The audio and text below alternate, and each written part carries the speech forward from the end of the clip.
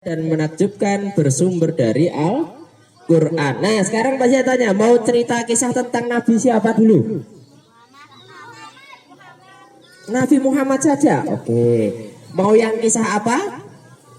Nabi Muhammad itu kan banyak kisahnya. Dari lahir, dari ketika remaja, ketika hijrah, ketika diangkat jadi Nabi pertama kali, atau ketika perangnya, atau ketika meninggalnya Nabi. Kelahiran Nabi, oke.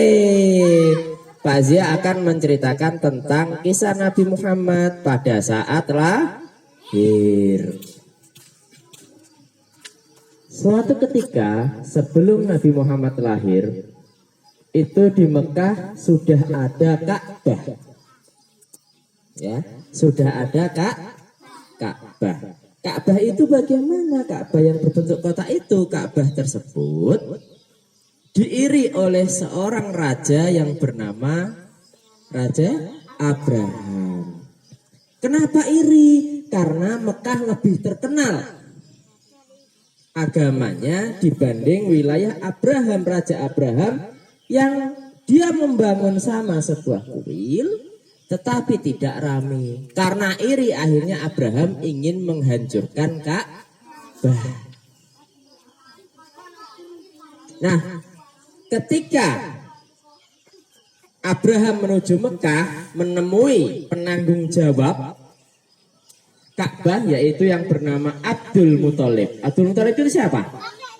Kakeknya Nabi. Abdul Muthalib ditemui bilang kayak gini, loh kalau kamu ingin menghancurkan Ka'bah silahkan.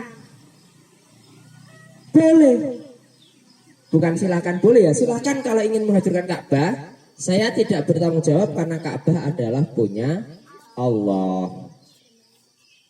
Tapi saya punya syarat. Boleh kamu hancurkan, silahkan kamu hancurkan Ka'bah, tetapi tidak boleh membunuh binatang ternak dan merusak rumah-rumah yang ada di Mekah. Cukup hanya Ka'bah.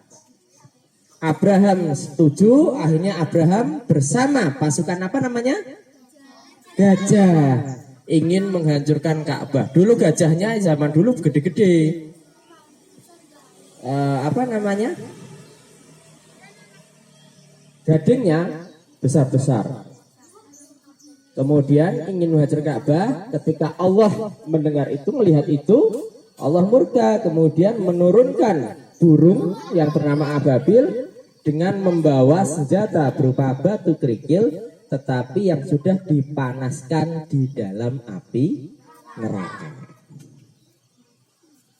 Tahu sendiri kan api neraka kayak apa? Api neraka itu kalau kerikilnya kena kepala, tembus sampai bawah,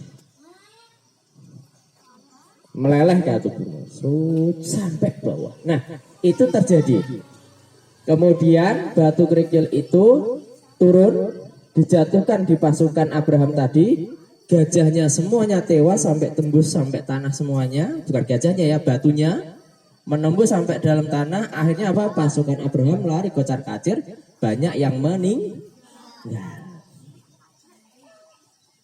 Setelah meninggal tersebut, Abraham pergi. Abrahamnya selamat, kembali ke negaranya. Tetapi kemudian Allah mengabadikan peristiwa tersebut dalam surat apa?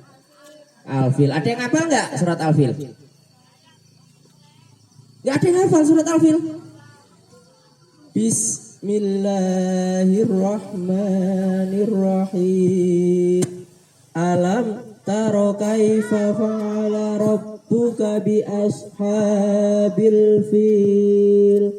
Alam yaj'al kaidahum fi tadlil wa arsala alaihim tayran ababil tarmihim bihijaratin min sijil faja'alahum ka'asfim ma'kul. Nah, sadaqallahul azim. Amin. Nah, di dalam surat Al-Fil itu menceritakan peristiwa burung ababil yang menjatuhkan batu-batu di pasukan gajah Abra.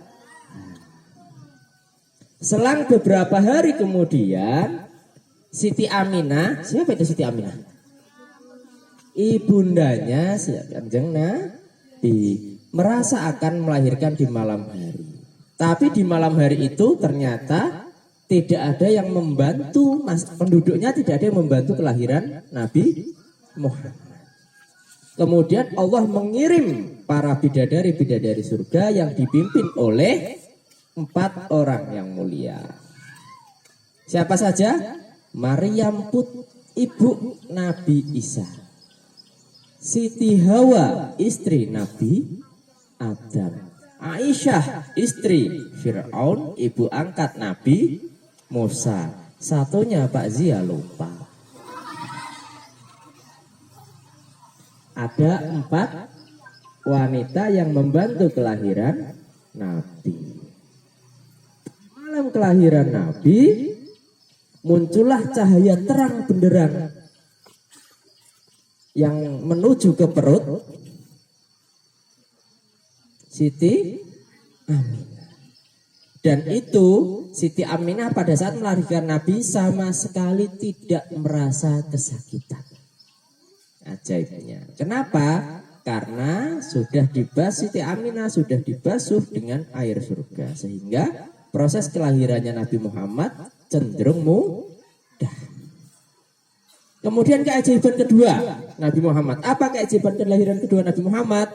Yang kedua adalah pada saat lahir Nabi Muhammad tidak menangis tapi langsung tersenyum.